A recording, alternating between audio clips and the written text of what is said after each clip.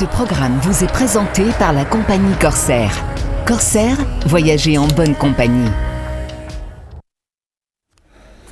Bonjour, bon midi et très heureux de vous retrouver pour ce premier numéro de la semaine. Un numéro placé sous le signe de la combativité, de la résilience. Il vous arrive parfois de chuter, de trébucher, de prendre des entreprises, d'entreprendre des initiatives et de trébucher, de tomber. Oui, tomber est permis, mais c'est se relever qui est l'acte qui est recommandé.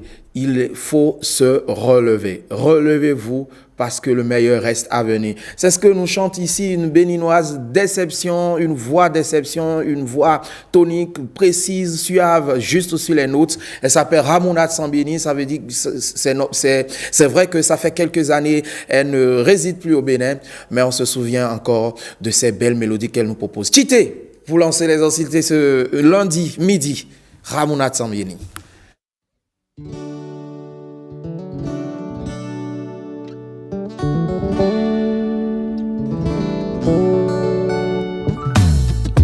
Non vicite marifolio, fecite do video, do tisaneti io nale home. Zanfonta we no monsa, me baduna we no moyi, do tisaneti on san nale ku. Chite, marifolio, chite, do san nale ku, no chite.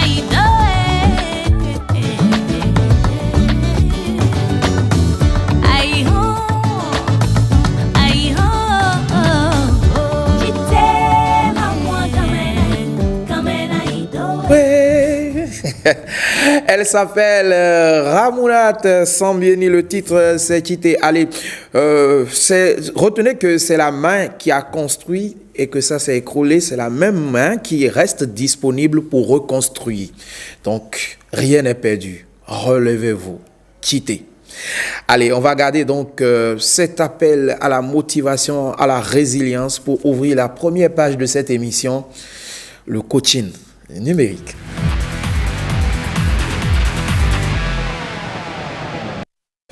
Alors, notre coach du numérique est avec nous bien en place. Lui, c'est un acteur de la résilience au quotidien, hein, parce que quand vous êtes dans le monde informatique, vous ne pouvez que faire avec la résilience, refaire à chaque fois, parce que quand il faut faire du codage, vous pouvez être amené à buter contre des difficultés informatiques qui peuvent vous embrouiller l'esprit, mais à chaque fois on y revient. On revient jusqu'à ce que ça marche. Yevedo Kakochichi, bonjour. Bonjour. Alors, les informaticiens sont souvent résilients. Hein. Oui, vous ne pouvez pas vous décourager. Ouais. Parce que comme vous l'avez dit, quand vous faites du code et puis ça ne marche pas, vous veillez toute la nuit. Des fois, vous veillez la nuit, ça marche et puis le lendemain, vous êtes dans la présentation de la plateforme et puis ça ne marche pas.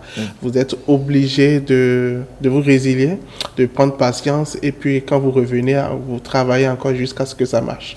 Très bien. Allez, c'est pas de résilience informatique que nous parlons aujourd'hui. Ne vous y trompez pas du tout. Nous parlons plutôt de la création d'un site de e-commerce, les dispositions légales. Créer un site, d'accord, mais c'est encadré. N'est-ce pas? Bien sûr.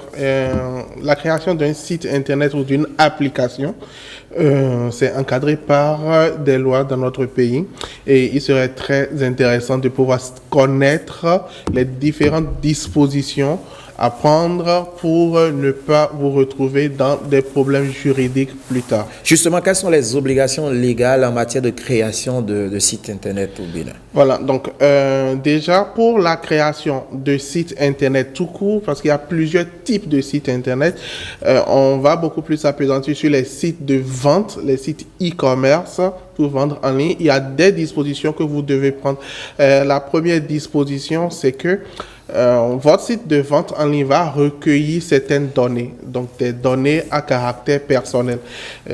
Donc le nom de votre client, son prénom, son numéro de téléphone, son adresse, parce que de toutes les manières, vous irez livrer la personne. Donc vous allez recueillir toutes ces données-là sur votre site internet. Alors vous allez devoir traiter ces données-là. Et alors pour ça, il faut avoir une autorisation de collecte de ces données. Et ça se fait au niveau de l'APDP. C'est une agence qui vous donne l'autorisation. Donc, c'est une agence du secteur public. Agence de protection des données à caractère personnel. Voilà. Donc, vous devez vous rapprocher de cette agence et avoir une autorisation. Donc, c'est un papier qui vous autorise à collecter ce type de données chez vos clients. Si vous ne faites pas ça, vous êtes passible de pénalité et votre site peut être suspendu à tout moment. Donc, il y a cela. Il y a aussi le fait que vous devez, puisque vous créez un site e-commerce, vous devez avoir ce qu'on appelle une entreprise. Une entreprise, soit une entreprise personnelle, ou une société. Et c'est cette entreprise qui est derrière ce site internet. Dans notre pays, vous ne pouvez pas créer un site de e-commerce légalement sans avoir une entreprise, un numéro UFU pour qu'on puisse identifier la personne qui fait ça derrière derrière le site internet. Voilà. Donc, à part ça, il y a d'autres dispositions qui sont très importantes à rédiger. Et là, beaucoup de personnes ne le font pas. Ce sont les conditions générales d'utilisation de votre site internet. Alors, ce sont des conditions que vous devez rédiger qui vont informer votre client sur l'utilisation de votre plateforme, de votre site internet.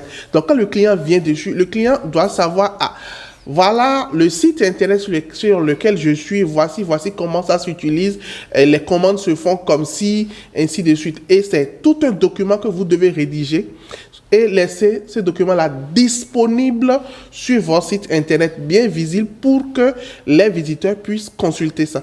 À part ce document qui est les conditions générales d'utilisation du site, vous devez rédiger les mentions légales. Les mentions légales, c'est aussi un document. Mais cette fois-ci, c'est un petit document qui va montrer qui est derrière le site internet. Le nom du propriétaire, le nom de la société, les contacts, l'hébergeur qui héberge le site internet. Vous devez fournir toutes ces informations disponibles sur sur votre site internet en réalité. Et si vous ne faites pas ça, vous êtes passible d'amende et votre site internet peut à tout moment être suspendu parce qu'il n'y a pas ces mentions sur votre site internet. Donc, il y a ces dispositions qu'il faut vraiment prendre en compte. Si vous recueillez des données à caractère personnel, il faudra aussi avoir sur votre site internet ce qu'on appelle il faudra décrire sur votre site internet la manière dont vous traitez ces données-là. Donc, on va parler des conditions de confidentialité des données que vous traitez. Donc, vous devez aussi dire à l'utilisateur de votre site internet la manière dont vous recueillez les données, quelles sont les données que vous recueillez et comment est-ce que ces données sont traitées au sein de votre entreprise. Donc, vous devez mettre cette disposition bien claire sur votre site pour que l'utilisateur puisse comprendre, ah tiens, il recueille telle donnée sur moi et voici la manière dont il traite les données. J'ai la possibilité de demander suppression de mes données et à quel mail ou à quel numéro je dois appeler pour demander suppression de mes données. Donc, tous ces facteurs, toutes ces informations doivent être présentes sur votre site internet pour que vous soyez un site internet vraiment légal et vous puissiez exercer en paix et voilà. Et derrière tout ça, toute cette disposition-là, je parlais de la mention légale et des conditions générales d'utilisation. Quel est la part de l'aspect sécuritaire du site? Ah oui, parce qu'on a parlé de sécurité, la semaine dernière. Oui, voilà. Bien sûr. Donc, on revient toujours sur la sécurité. Est-ce qu'il ne faut pas intégrer la sécurité, le volet sécurité sur ce site-là? Bien sûr, il faut intégrer le volet sécuritaire. Et là, vous devez attirer l'attention de votre développeur. Si vous vous êtes adressé à un développeur ou à une agence de développement, vous devez attirer son attention sur la sécurité de votre site internet. Les données recueillies par votre site internet doivent être cryptés avant d'atteindre votre base de données. Donc, on va utiliser un certificat de sécurité. Donc, vous allez sur les sites maintenant, vous allez voir HTTP et il y a un petit test, un petit cadenas qui vient. Ça veut dire que les données qui vont transiter vers ce site internet sont sécurisées, sont cryptées en réalité. Donc, c'est obligatoire que votre site utilise le HTTPS. Aussi, si votre site permet l'inscription des utilisateurs sur le site internet avant l'achat, il va falloir que vous puissiez crypter leur mot de passe dans votre base de données. Et ça, c'est très important. Il y a des développeurs qui vont laisser les mots de passe en clair dans la base de données du site internet. Et ça, c'est une grande faille de sécurité. Parce qu'on ne sait jamais si un pirate arrive à mettre la main sur cette base de données, c'est qu'il a mis la main sur les mots de passe. Donc, on va, pour raison de sécurité, crypter tous les mots de passe à l'intérieur de la base de données. Ce qui fait que même le propriétaire du site internet ne connaît pas le mot de passe des différents utilisateurs. Donc, si un jour, sa base de données vient à fuiter sur internet, ça protège quand même la confidentialité un peu des utilisateurs. Et maintenant, ça, c'est en cas de prévention. Ça, c'est une bonne pratique. Une autre bonne pratique, c'est qu'au cas où vous ressentez que votre site internet a été piraté ou qu'il y a une fuite de données, vous avez quelques jours pour informer l'APDP du problème. Ah, tiens, nous avons eu un souci, notre site a été piraté. Par quel canal, un mail? Logiquement, au niveau de l'APDP, déjà, quand vous avez l'autorisation, il y a un rapport annuel que vous déposez chaque année pour... pour donner la situation globale de tout ce qui s'est passé au niveau de votre site internet. Et dans ce rapport, il y a une partie où vous décrivez si le site a été entre-temps piraté. Maintenant, en attendant ce rapport de la fin de l'année, si ça a été piraté début d'année, par exemple, vous n'allez pas atteindre la fin. Vous allez écrire une note que vous allez déposer à l'APDP pour signaler le problème. Et aussi informer les utilisateurs de votre site internet que oui, leurs données a fuité.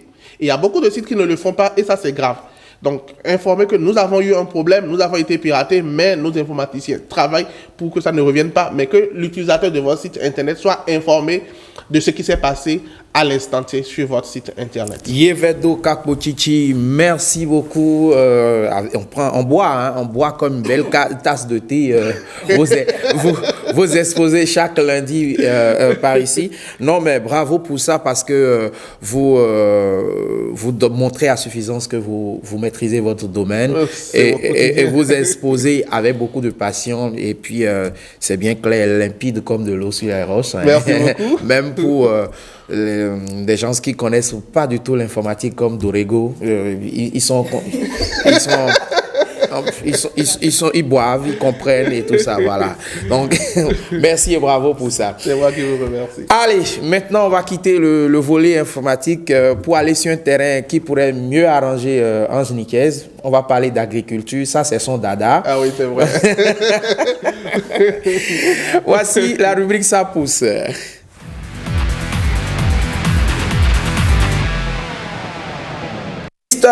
Léon Soudé, bonjour, bon midi. Bonjour madame. Merci. Et bonjour monsieur. Ah oui, ok, je me Il a influencé. venez me sauver. Je quitte le plateau. Je quitte le plateau. Non, c'est l'influence. J'ai été influencé par madame Non, mais regardez-moi.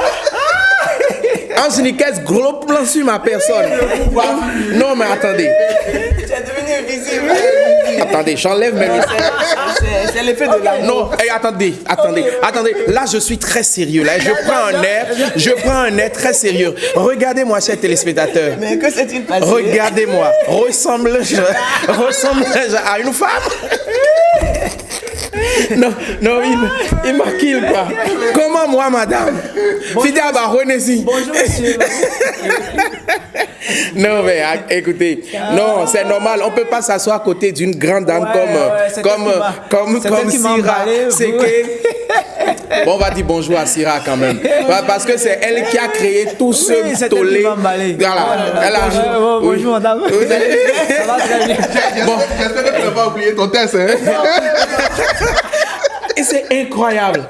Mais ça fait quoi? Plus d'1 an qu'il est sur ce plateau, il n'a jamais été aussi troublé. C'est l'amour. L'amour est comme le soleil. Vraiment aussi. Bon, Toutefois, quand vous nous emballez avec les affaires d'amour là, ce matin j'ai été. oui, tétanisé en live. Hey, affaire d'amour, quand tu nous tiens, les effluves du 14 février continuent. Ouais, c'est ça. Ben, faudrait pas que monsieur croie que. Hein? Non, c'est de bonne guerre. Aimez-moi. Ou bien, Tu t'attends à la maison le soir que tu vas entrer. Il faut laisser monsieur tranquille. D'accord. Il faut parler de toi. Ou bien que si Syrah anime finalement la rubrique, elle te pose les questions, ça va être mieux, non? Non, si vous voulez tout ce que vous voulez. Hein, le gars n'a plus de volonté. Il n'a plus de volonté. Il accepte tout, quoi. Je me soumets à ça. Ok, nous sommes dans la rubrique agriculture. Qu'est-ce que vous avez à nous dire? Maintenant, toutes les fois, nous avons. Bon, je démarre comme ça. Hein.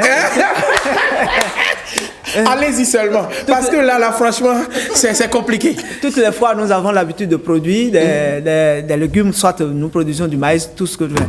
Mais aujourd'hui, nous allons parler du compost.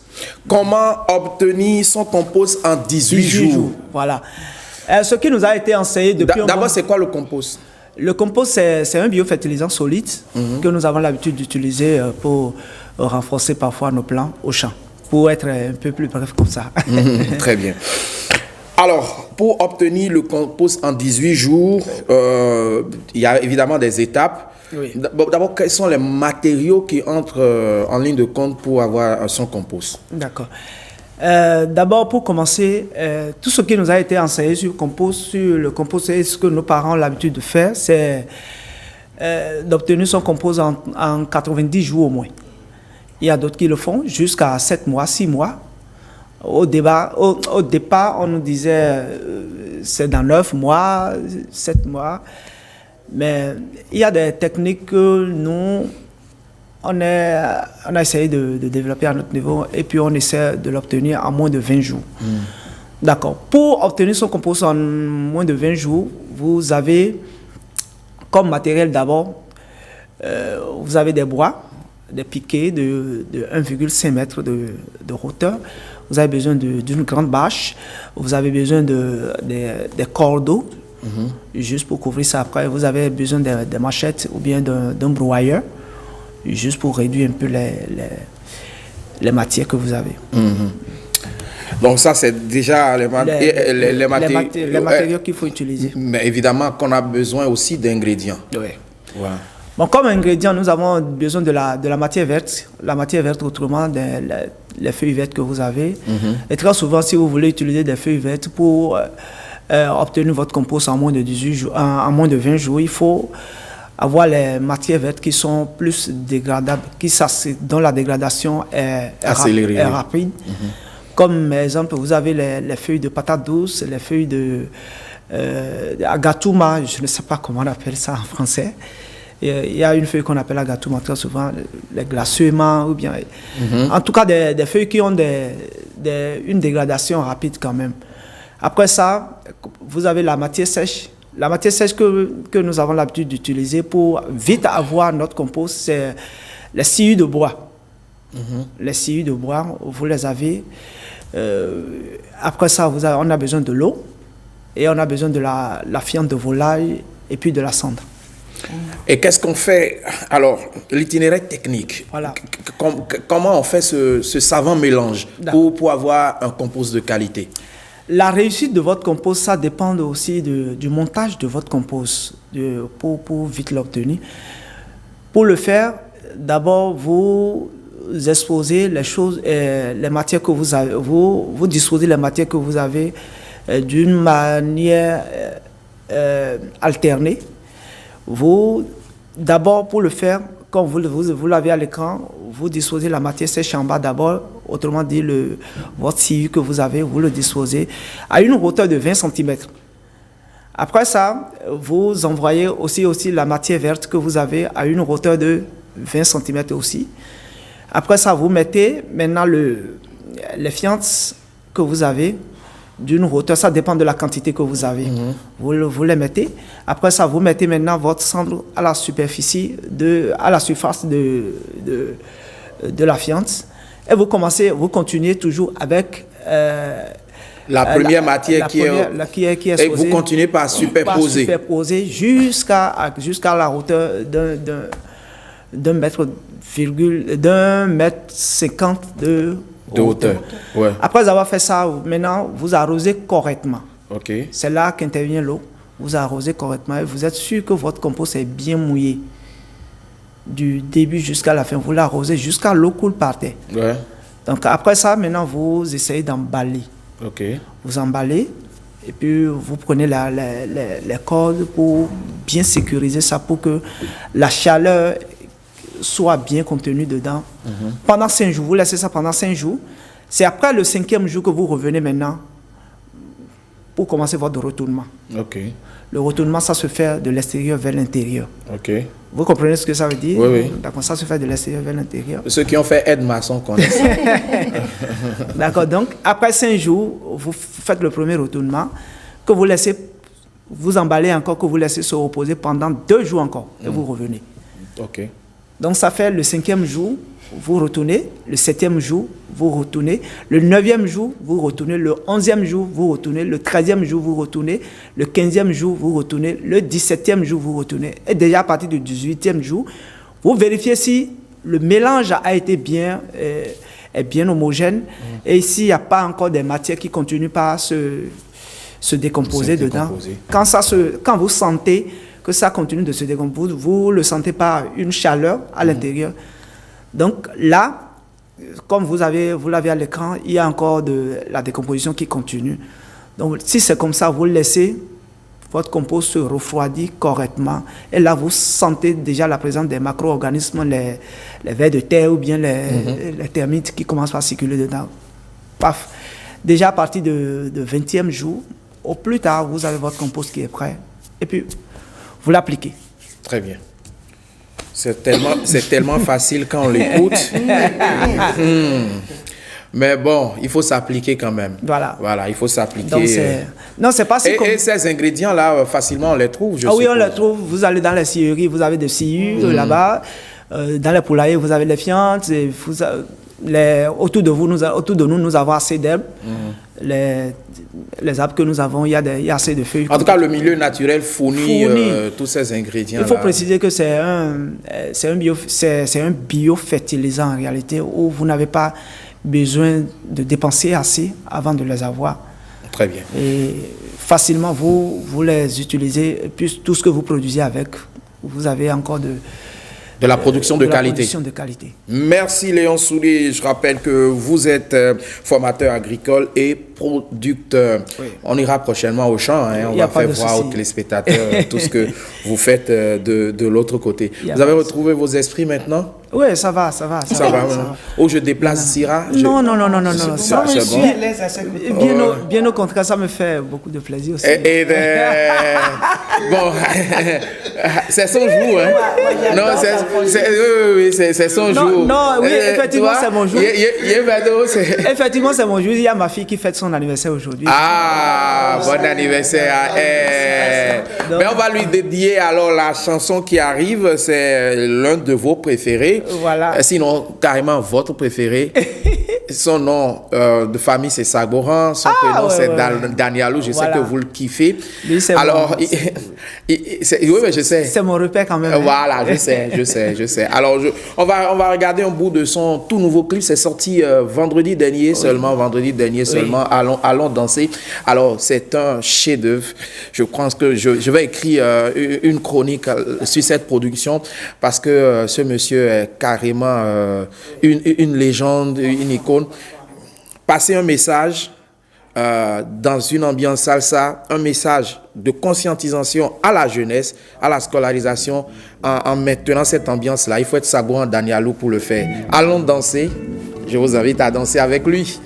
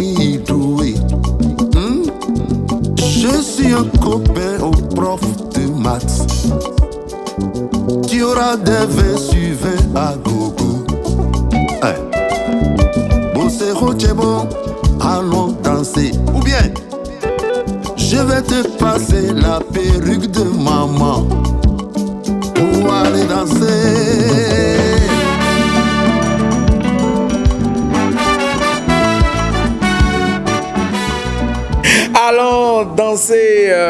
Je vous laisse. C'est vrai que c'est très beau. Ça donne envie de regarder ça toute la journée.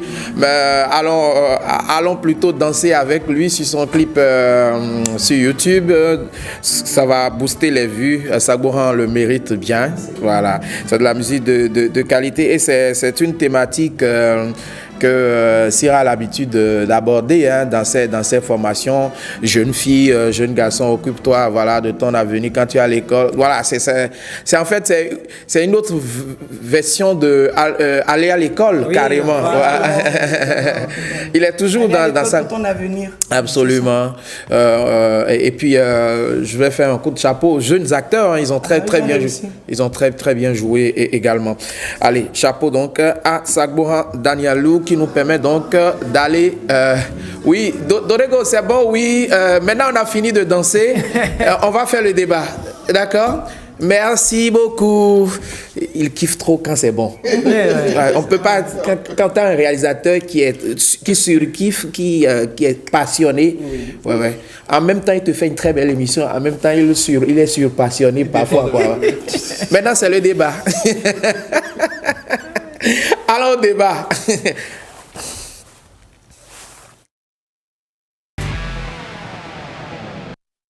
Bien, allez, le débat va s'ouvrir maintenant. Trouver l'âme sœur sur les réseaux sociaux pour quel type de couple. On a décidé d'en parler le temps de quelques minutes sur cette émission aujourd'hui. Syrah Pardon Seke, bonjour, bienvenue. Bonjour. Merci de répondre à notre invitation. C'est moi. Ma dada de valeur. Oui. Toujours.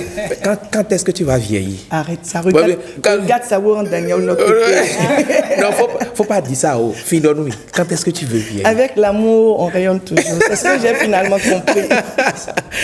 Et puis, elle est restée toute silencieuse sur le plateau depuis. Ouais, c'est évidemment, on ne l'a pas introduit. Mais ma belle Fatiba Tronou également, elle est journaliste. Bienvenue, ma belle. Merci beaucoup. Bonjour à tous. Voilà. Bonjour. Et puis bon, les deux ils sont là, ils vont participer au débat. Vous voudriez que je vous réintroduise? C'est bon. Voilà. Les téléspectateurs vous connaissent assez. Hein. Voilà. Alors, Syrah, est-ce que tu as déjà tombé sur un cas de personnes qui se sont rencontrées sur les réseaux sociaux et qui sont mariées? En 20 ans d'exercice de cette profession, je crois que j'ai eu juste 3 personnes. Ah mais 3, c'est pas juste, hein. C'est déjà quelque chose. J'ai eu 3 couples. Je pense que si ça a marché, c'est parce que je les ai accompagnés. Sinon, on peut rencontrer l'amour partout.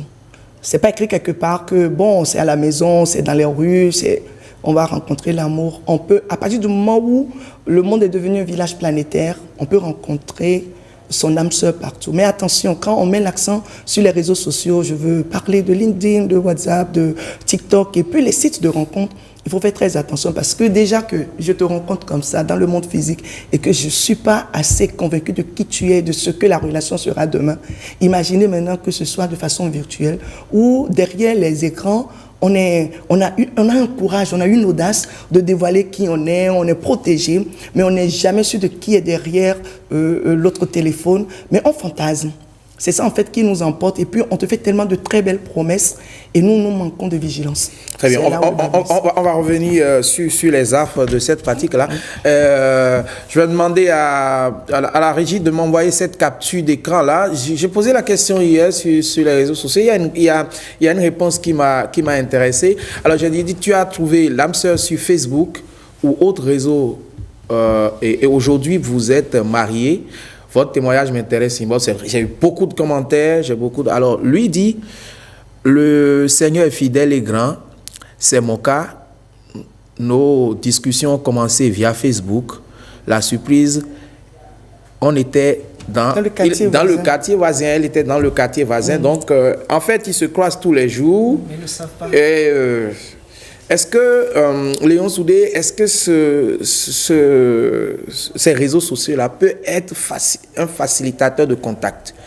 Oui, comme on le dit très souvent, les réseaux sociaux, c'est un village où tout le monde peut se rencontrer. Mais ces cas de rencontres, moi, je n'ai jamais été dans ça. Il y a beaucoup d'amis que moi je rencontre et puis on en discute, on parle de tout et de rien, mais moi je ne me suis jamais hasardé sur ce terrain avec quelqu'un. Ma belle? Oui, je partage l'avis de tous. Je me dis, c'est quand même assez risqué aujourd'hui de se prêter au jeu des réseaux sociaux pour trouver l'amour. Et comme l'a dit Queen Syrah tout à l'heure, en 20 ans, il y a eu juste 3 cas. Je suis sûre que si on va lui parler des couples qui se sont rencontrés physiquement, elle va nous citer des centaines. Mais si on doit prendre par le chemin qu'est les réseaux sociaux, c'est un risque. On ne sait jamais sur qui on tombe. Alors, vous qui êtes dans cet univers au quotidien, est-ce que vous avez des retours de ce type de relations qui se forment? Je ne parle pas du coup d'un soir, je ne parle pas des flirts et tout ça, je parle de relations sérieuses qui aboutissent au mariage. Bon, non, de relations sérieuses, non. Mais la plupart des personnes se rencontrent sur les réseaux sociaux, surtout encore sur les applications de rencontres pour des coups d'un soir en réalité. Parce que les intentions des futurs partenaires ne sont pas sérieuses dès le départ. Donc après, si la relation dure sur le réseau social, ça finit toujours par être un coup de soir. Mais même si après on se rencontre, on comprend que on s'était trompé, on s'était menti derrière le téléphone, et puis la personne qu'on croyait réellement, c'est pas la personne là qu'on a en face de soi. Il y a même souvent ce qui traîne sur les réseaux sociaux, même j'ai même entendu une chanson la dernière fois sur ça. Les personnes mettent des faux profils. Oui. Des faux profils, ou soit c'est la personne même, mais la photo a été truquée. Oui. Donc on rencontre tout ça sur les réseaux sociaux. Elles sont championnes, la nouvelle génération là. Voilà, ce qui fait les photos avec les filtres. Exactement, avec les filtres. Et bien il y a des filtres terribles maintenant. Ouais. Quand vous voyez la photocopie et l'original, il n'y a pas photo. Et actuellement, il y a l'histoire du jeune Lawal. C'est hier que ça a été publié sur les réseaux sociaux, qui a décapité, excusez-moi, une jeune fille, une jeune étudiante de 22 ans. Oh là. Ils ont fait, dans ce Bénin là? Non, au Nigeria. Au Nigeria. Et vous savez, la fille a hésité. Lawal est un bon prieur. Oui, quand tu vas sur sa page, mais c'est des versets, des partages de paroles, de motivation, de paroles spirituelles et tout. Et la fille a hésité, mais comme ils sont de la même religion, elle s'est dit, mais enfin, on est allé à une fête. Il dit, mais passe, je ne suis pas loin de toi. Alors que c'est un ritualiste. C'est ça. Mais ça dit, quand la police, heureusement que là-bas, ils ont pu tracer le dernier appel de la jeune étudiante. Elle est partie, mais c'était pour un rituel charcuté. Voilà, donc, et quand j'en parle, les filles me disent que non, que c'est l'ancienne génération, qu'aujourd'hui, on peut flirter. Si là n'est pas moderne. Je ne suis pas moderne, mais moi, c'est parce que je dis, derrière le téléphone, même, vous parlez de profil truqué, la voix.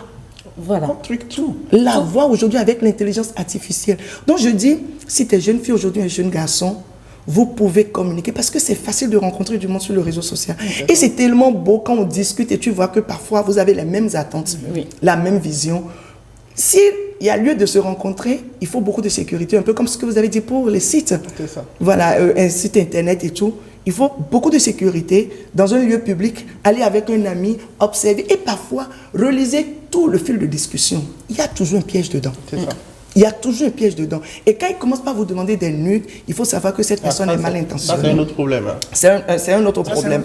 Et puis, tu tombes sur des personnes qui te disent, mais viens, on te montre la maison et tout. Tu vois que c'est quelqu'un qui n'est pas marié. Et il poste vraiment, comme le jeune Lawal, de beaux textes, des vidéos de là où il est. Parce que le jeune Lawal, il poste toujours ces vidéos quand il est à la mosquée. Excusez-moi, je ne voulais pas dénoncer ça, mais quand il est à la prière, il poste ça. Donc, la jeune fille a trouvé que, franchement, je suis pieuse et donc je suis tombée. Donc moi je dis, c'est légion, c'est cas, c'est drame aujourd'hui. Donc trouver l'âme sœur, ça peut arriver. Comme ce jeune couple que j'ai interviewé l'année passée pour un magazine, ils ont un enfant aujourd'hui. Mais qu'est-ce qu'ils ont fait? Ils ont dit, allons vers une thérapeute ou un thérapeute. Et moi, je ne les connaissais pas. J'ai travaillé avec le monsieur, après j'ai travaillé avec la femme. Et par la suite, j'ai travaillé avec le couple. Aujourd'hui, ils sont à Paris. Et ils ont eu un enfant, mariage, tout et tout, nickel. On a eu l'exemple du mariage sur le net, ce que ça a donné. Nous-mêmes, on a eu des amis sur le net. Après, quand on les a rencontrés, toi, tu pensais pas ce photo, pris comme ça, c'est un monsieur lancé et tout. Mais finalement, tu rencontres, tu trouves que, excusez-moi, mais bon, c'est un... Hein, tu comprends? Oui. Un gourou, en fait. Tu vois. Bon. Mabel, qu'est-ce qui peut motiver, je vais vous retourner la question tout à l'heure, Syrah, quelqu'un, un individu, à chercher l'amour sur Internet, à chercher l'amour par un moyen virtuel? Je dirais plusieurs raisons. Déjà, la toute première, peut-être c'est une personne casanière, qui ne sont pas beaucoup, mais qui est tout le temps sur les réseaux, qui a l'habitude de se promener, de voir un peu, et il tombe sur un profil qui l'intéresse. Il a vraiment envie de trouver l'âme sœur. Il est sincère. L'autre raison, ça peut être un pervers narcissique. Ça peut être quelqu'un qui veut se déguiser pour entrer dans la vie d'une femme envie d'assouvir ses propres besoins. Et donc, du coup, il se fait passer pour le don juan, il se fait passer pour celui-là qui cherche vraiment le mariage. Il se crée un profil et quand vous défilez sur des années, vous voyez que la personne mène une vie qui est sur les réseaux sociaux, une vie depuis des années et rien ne porte à croire que c'est du mensonge. Et donc, la jeune fille ou la jeune dame qui tombe sur ce profil se dit « Oui, je suis tombée sur l'homme de ma vie », elle s'intéresse, elle s'accroche jusqu'au jour où elle découvre que c'était un canular. Il y a plusieurs raisons que nous pouvons citer dans ce domaine-là, mais la plupart du temps, excusez-moi, peut-être la personne n'est même pas sur les réseaux pour trouver l'âme sœur, mais en scrollant, elle est tombée sur un profil et a voulu se jeter à l'eau. Voilà un peu. Avant de venir à Sira, Yvedo, oui. Tout à l'heure, elle a parlé de il, je comprends, c'est la femme, mais il faut reconnaître que c'est partagé. Hein. Oui. Les femmes aussi se créent des profils pour appâter des hommes.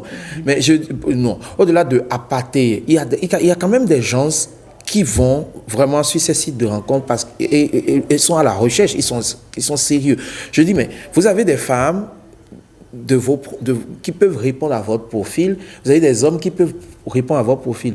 Dans votre communauté, dans votre espace de vie, mais vous n'allez pas, mais vous prenez pas un moyen interposé qu'est le virtuel, qu'est le digital. Qu'est-ce qui peut amener quelqu'un à faire ça? Oui, vous savez, tout le monde n'a pas, tout homme, hein, tous les hommes n'ont pas la carrure de se présenter devant une femme et commencer par lui parler de sentiments.